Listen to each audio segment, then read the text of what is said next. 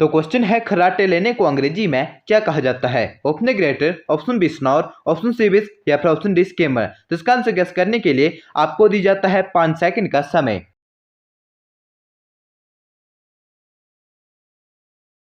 तो इसका आंसर होगा ऑप्शन नंबर बी स्नोर। खर्राटे लेने को अंग्रेजी में स्नोर कहा जाता है। तो क्या इससे पहले आपको इसका मीनिंग पता था? कमेंट बॉक्स में जरूर बताएं और ऐसे अधिक वीडियो के लिए हमारे चैनल को सब्सक्राइब जरूर कर ले और बेल आइकन को प्रेस करना ना भूले, जिससे कि आपको आने वाली सभी वीडियो की नोटिफिकेशन टाइम टू टाइम मिलती रहे। हमारी मुलाकात होगी आपसे नेक्स्ट वीडियो में। तब तक के लिए हेल्प बेटा देखते रहिए और सीखते रहिए। धन्यवाद।